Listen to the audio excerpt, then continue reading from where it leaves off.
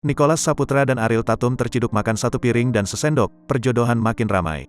Momen di antara Nicholas Saputra dan Ariel Tatum membuat warganet mendoakan mereka jadi pasangan nyata.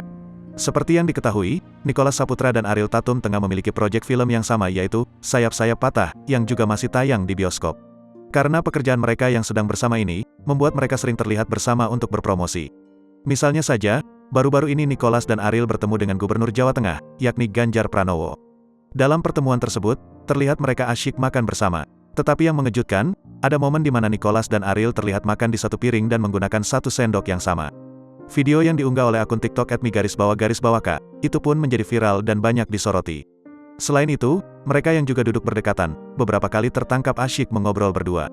Satu sendok untuk berdua, bisa dilanjutkan di real life aja nggak? Tulis pemilik akun TikTok, Senin tanggal 22 Agustus tahun 2022.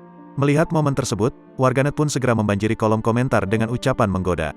Kalau beneran jodoh, anaknya cakep parah pasti, udah kayak pasangan suami istri beneran, semoga berjodoh amin.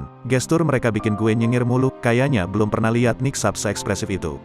Semoga berjodoh, komentar warganet.